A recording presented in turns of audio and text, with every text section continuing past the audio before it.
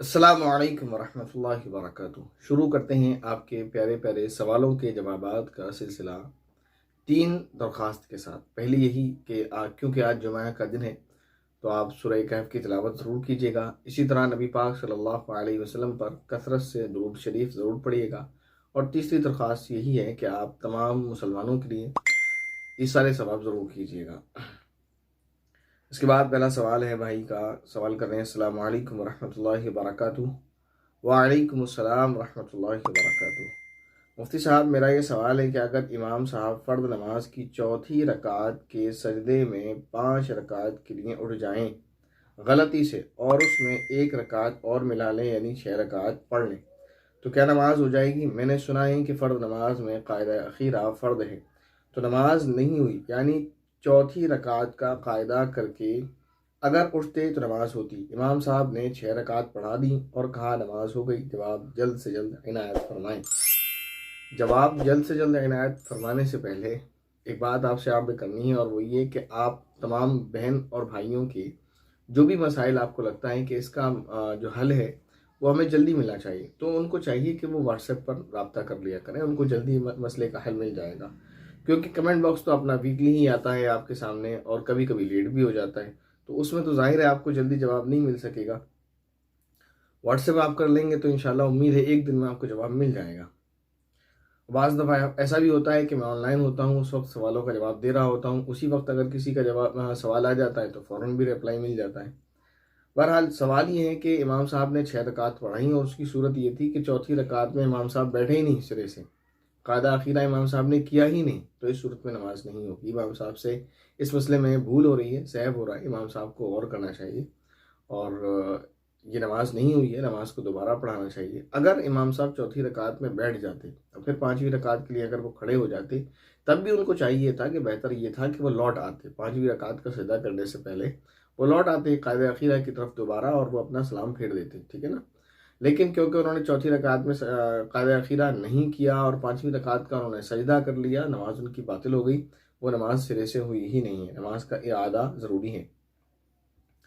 اس کے بعد ایک بھائی ہیں عمر، وہ سوال کر رہے ہیں چیونٹی اگر دودھ میں گر جائے تو پھر کیا کریں؟ پلیز رپلائی دیں۔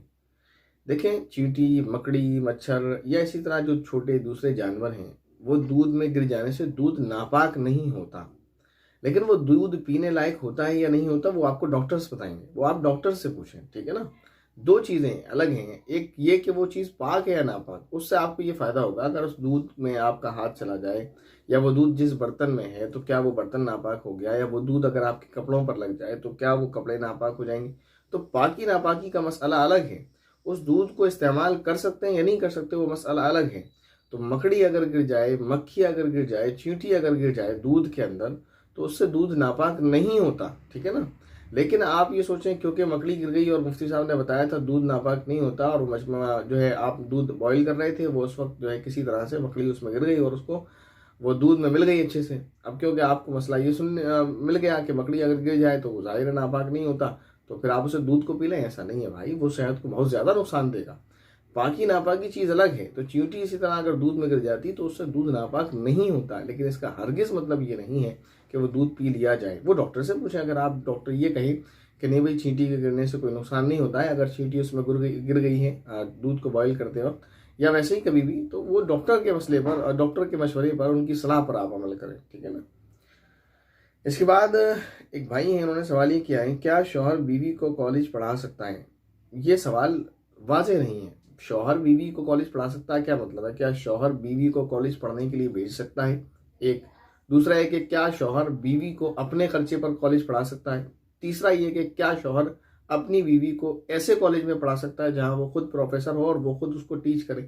تو یہ تھوڑا سوال واضح کریں آپ، کیا مسئلہ ہے۔ دوسری بات یہ کہ کیوں بیوی کو پڑھانا چاہتا ہے، اس کی وجہ ہے، ٹھیک ہے نا، وجہ بیان کریں آپ نے شادی کی ہے، شادی کے بعد بہت ساری ذمہ داریاں ہوتی ہیں، اگر بیوی پڑھتی ہی رہے گی تو پھر جو اس کی دوسری ذمہ داریاں ہیں وہ کون ادا کرے گا۔ اسی طرح بہرحال یہ کہ وجہ کیا یہ بتائیں آپ، لیکن یہ ہے کہ اگر کوئی پڑھنا چاہتا ہے اور اگر شوہر اس کا پڑھانا چاہتا ہے، چاہے وہ اپنے خرچے پہ پڑھانا چاہتا ہو، چاہے وہ اس کو بھیجنا چاہتا ہو، چاہے وہ ایز اے ٹیچر اس کو پڑھانا چاہتا ہو، تو پڑھا سکتا ہے، پڑھا سکنے میں کوئی حرج نہیں، لیکن اس کی وجہ واضح ہونا چاہیے کہ کیوں پڑھانا چاہتا ہے، اس پڑھانے کی ضرورت ہے بھی یا نہیں ہے، بلا وجہ بس ایویں ورنہ زندگی تو کورسز تو بہت سارے ہیں، ساری زندگی پڑھتی رہے گی پھر، ٹھیک ہے نا.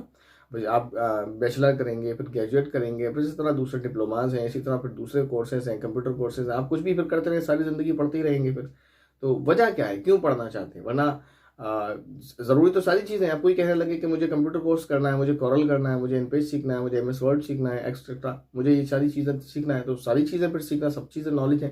اور کوئی بھی نہیں کہے گا کہ نہیں سیکھنا چاہیے، لیکن وجہ کیا ہے، کیوں سیکھیں آپ، ٹھیک ہے نا. تو اس وجہ کو آپ دھیان میں رکھیں، اس کے بعد بات کریں. اس کے بعد سوال ہے، حضرت عیسائی اور یہودی اللہ کو مانتے ہیں یا نہیں؟ دیکھیں، وہ دل سے مانتے ہیں یا نہیں مانتے، لیکن مذہبی اعتبار سے جو ان کا مذہب ان سے کہتا ہے، عیسائیوں سے یا یہودیوں سے، وہ یہی ہے. ان کے عام مذہب کا جو کانسیپٹ ہے وہ یہی ہے کہ اس کائنات کا بنانے والا موجود ہے، اور وہ ایک تنہا اور اکیلا ہے جو اس نے اس کائنات کو بنایا ہے اور جو اس کائنات کو چلاتا ہے. اور وہ اللہ کے لیے لفظ اللہ کا بھی استعمال کرتے ہیں، تو وہ اللہ کو مانتے ہیں. اس کے بعد ایک سوال ہے، ظہر کی نماز رہ جائے تو عصر کے ساتھ پڑھ سکتے ہیں کیا؟ پڑھنا ضروری ہے. اب رہ گئی تو اس کا کیا مطلب ہے؟ دیکھیں، قضا رہ جانے کا کیا مطلب ہے؟ جماعت چھوٹ جائے تو آپ عصر میں پڑھیں گے، تو یہ تو برا عمل ہے کہ آپ کی صرف جو ظہر کی جماعت چھوٹی اور بلا وجہ آپ اس کو قضا کر دیں اور عصر میں پڑھیں، تو یہ پسندیدہ عمل نہیں ہے، برا عمل ہے، گناہ ہے. ہاں، اگر کسی وجہ سے، آپ کے کہنے کا مطلب یہ ہے کہ کسی وجہ سے، سفر کی وجہ سے یا کسی پریشانی کی وجہ سے ظہر کا وقت ہی نکل گیا، تو اسے عصر میں پڑھ سکتے ہیں یا نہیں؟ پڑھنا پڑے گی، ٹھیک ہے نا. اب تو کوئی دوسرا آپشن ہے ہی نہیں، کیونکہ آپ ظہر میں جا کر تو پڑھ نہیں سکتے، اور بلا وجہ سے مغرب میں لے جانا گناہ ہے، تو ظاہر ہے پھر عصر میں ہی پڑھیں گے، ٹھیک ہے نا. تو اس کو پڑھنا پڑے گا اور اب عصر میں ہی پڑھیں گے. اس کے بعد سوال ہے، السلام علیکم ورحمۃ اللہ وبرکاتہ. وعلیکم السلام ورحمۃ اللہ وبرکاتہ. عرض یہ ہے کہ اگر ہم قضا نماز پڑھیں گے تو اس میں سنتیں نہیں پڑھیں گے، اور اگر عشاء کی نماز پڑھیں گے اس میں وطر جو ہے وہ واجب ہے، کیا اسے بھی چھوڑ سکتے ہیں، یا پھر عشاء کی نماز میں وطر پڑھ سکتے ہیں؟ پڑھ سکتے ہیں، مسئلہ نہیں ہے حضرت. آپ کو وہ وطر پڑھنے ہی پڑیں گے، کیونکہ آپ نے خود لکھا ہے نا واجب ہے، اور واجب کو چھوڑا نہیں جاتا. قضا نماز میں کیونکہ سنتوں کی قضا نہیں ہوتی، اس لیے سنتیں نہیں پڑھی جاتی ہیں، لیکن اس کا مطلب یہ نہیں ہے کہ ہم نے کوئی گناہ نہیں کیا نماز کو قضا کر کے. اس قضا نماز کو ادا کریں گے، اور جو فرائض ہیں، واجبات ہیں، ان کو پورا کریں گے. چاروں نمازوں میں فرض پڑھیں گے، اور عشاء کی نماز میں وطر بھی پڑھیں گے، ساتھ ہی توبہ بھی لازم ہے کہ ہم نے نماز کو قضا کر لیا. ایسا نہیں ہے کہ بنداس دن بھر ادھر ادھر گھومتے رہے، یا کہیں سفر میں بھی آپ نے نماز کو گول کر دیا اور پھر آ کر پڑھ لی کہ جی ہم نے پڑھ لی، قضا ہو گئی تھی، پڑھ لی، کوئی بات نہیں. توبہ لازم ہے حضرت، کہ توبہ کریں، اللہ سے معافی مانگیں، یا اللہ یہ ہماری کوتاہی اور ہماری غلطی تھی جس کی بنا پر ہم سے نماز جو ہے قضا ہو گئی. اگر ہم چاہتے تھوڑی سی کوشش کر کے ہم پڑھ سکتے تھے. بہرحال یہ کہ وطر کی قضا واجب ہے، وطر کو پڑھنا ہی ہوگا. اس کے بعد کہتے ہیں، حضرت عرض یہ ہے کہ اگر وضو کی حالت میں ہو اور دونوں گھٹنے کھل جائیں یا شلوار چینج کی جائے تو کیا وضو ٹوٹ جائے گا؟ جی، وضو نہیں ٹوٹے گا. لوگوں میں مختلف طرح کی غلط فہمیاں ہیں. کسی نے یہ مسئلہ سمجھا ہوا ہے کہ سطر کھولنے سے وضو ٹوٹ جاتا ہے، کسی نے یہ مسئلہ سمجھا ہوا ہے کہ سطر کھولنے سے وضو تو نہیں ٹوٹتا، البتہ سطر اگر کھلا ہوا ہے اس پر کسی کی نگاہ پڑ گئی تو وضو ٹوٹ جائے گا. یعنی صرف سطر کھولنے سے نہیں ٹوٹے گا، لیکن اگر ہم نے سطر کھولا ہوا ہے، مثلا گھٹنے کھولے، اور اس پر اگر کسی کی نگاہ پڑ جائے گی تو وضو ٹوٹ جائے گا. ساری باتیں جو ہے یہ لغو اور بیکار باتیں ہیں، ایسا نہیں ہے. نہ وضو کپڑے بدلنے سے ٹوٹتا ہے، نہ سطر کھولنے سے ٹوٹتا ہے، نہ کسی کے سطر پر نگاہ پڑنے سے ٹوٹتا ہے. اسی طرح ایک اور مسئلہ مشہور ہے کہ اگر باوضو آدمی کی نگاہ کسی کے سطر پر پڑ جائے، یعنی جس کا وضو ہے اس کی نگاہ اگر کسی دوسرے کے سطر پر پڑ جائے تو اس سے بھی وضو ٹوٹ جاتا ہے. ایسا بھی نہیں ہے، وضو نہیں ٹوٹتا ہے، ٹھیک ہے نا، ان تینوں میں سے کسی بھی چیز سے. اس کے بعد سوال ہے، السلام علیکم حضرت. وعلیکم السلام ورحمۃ اللہ وبرکاتہ. فجر کی نماز، فجر لکھ دیا، فجر نہ لکھا کریں، FAJR، فجر لکھا کریں. فجر کی نماز پڑھ کر سونا کیسا ہے؟ لوگ فجر کی نماز پڑھ کر سو جاتے ہیں. جیسے فجر کی نماز پڑھ کر بغیر عذر کے سونا ناپسندیدہ عمل ہے، برا عمل ہے. یعنی اگر آپ بیمار ہیں یا آپ سفر سے آئے تھے رات کو، پھر آپ فجر کی نماز پڑھ کے سو رہے ہیں کیونکہ آپ تھکے ہوئے تھے یا بیماری کی وجہ سے، تو کوئی اگر عذر ہے تو اس کی بنا پر آپ فجر کی نماز پڑھ کر سونا چاہتے ہیں تو سو جائیں، ورنہ فجر کی نماز پڑھ کر سونا ناپسندیدہ عمل ہے اور برا ہے. اور یہ اسلام کے جو فجر کی نماز کا جو کانسیپٹ اسلام نے ہمیں دیا ہے، اس کی ایک تو چیز یہ ہے کہ اللہ نے اس کو فرض کیا، وہ تو ہے ہی، لیکن اس کے علاوہ جو مقصد ہے فجر کی نماز کا جلدی ہونے کا، وہ یہی ہے کہ ہم جلدی اٹھیں، جلدی بیدار ہوں. اسلام نے جو ہمیں زندگی گزارنے کا طریقہ دیا ہے اس میں یہ چیز لازم ہے کہ ہم جلدی اٹھیں اور جلدی سوئیں. یعنی فجر میں ہم جلدی اٹھیں اور عشاء کے بعد جلدی سوئیں. احادیث شریفہ میں اس چیز کی ممانعت آئی ہے کہ ہم عشاء کے بعد بلا وجہ رات کو گنوائیں اور نہ سوئیں. اگر کوئی کام ہے، آپ کو ضرورت ہے دینی یا دنیاوی، تو اس کو پورا کریں، وہ بات الگ ہے. لیکن بلا وجہ آپ نماز کو نماز کے پڑھنے کے بعد بلا وجہ آپ وقت کو ٹائم پاس کریں گیمز میں، باتوں میں، فضولیات میں، تو پھر یہ پسندیدہ عمل نہیں ہے۔ ہاں، باتوں میں وقت گزاری بیوی کے ساتھ، بچوں کے ساتھ، وہ عبادت بھی ہے، پسندیدہ عمل ہے، وہ ایک چیز الگ ہے کہ آپ ان کو دینی دنیاوی کوئی چیز سکھا رہے ہیں یا ان کے ساتھ دلجوئی والا معاملہ کر رہے ہیں ایز ہسبینڈ یا ایز والد، تو وہ ایک چیز الگ ہے، ٹھیک ہے نا، وہ بھی عبادت ہے، ان کی ذمہ داری ہے، آپ دن بھر ان سے دور ہوتے ہیں تو آپ ان کو ٹائم دیں، ورنہ پھر وہ دوریاں پیدا ہو جاتی ہیں، انسیت نہیں رہتی ہے اور وہ ساری چیزیں۔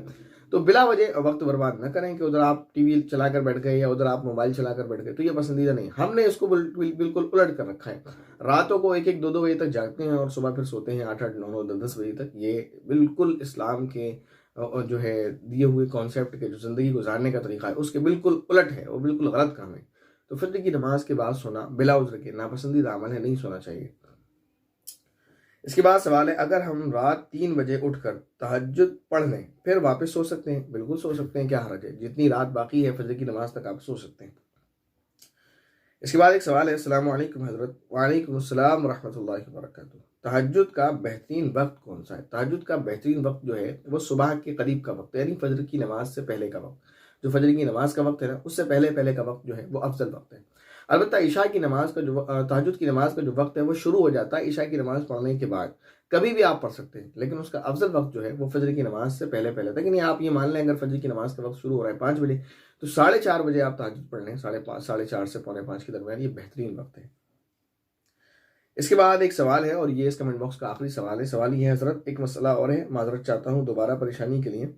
تہجد میں 2 رکعت بہتر ہیں یا 4 رکعت؟ یعنی سوال یہ ہے کہ تہجد میں 2 رکعت کر کے پڑھنا افضل ہے یا 4 رکعت کر کے پڑھنا افضل ہے؟ تو یاد رکھیں، تہجد کی نماز میں 2 رکعت کر کے پڑھنا افضل ہے۔ آپ 2 رکعت پڑھیں، سلام پھیر دیں، پھر 2 پڑھیں، پھر 2 پڑھیں، پھر 2 پڑھیں، اس طرح آپ 8 رکعت پڑھیں۔ تو تہجد کی نماز میں افضل یہ ہے کہ آپ 2 رکعت کر کے پڑھیں۔ باقی اگر کوئی 4 رکعت کر کے پڑھ لیتا ہے تو اس کی نماز ہو جائے گی، بس فرق یہ ہے کہ افضل چھوٹ جائے گا اور وہ غیر افضل، لیکن گناہ کوئی بھی نہیں ہوگا، ٹھیک ہے نا۔ لیکن فضیلت اور ثواب زیادہ اس میں ہے کہ آپ 2 رکعت کر کے پڑھیں۔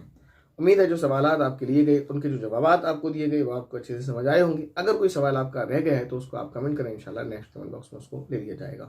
السلام علیکم ورحمۃ اللہ وبرکاتہ۔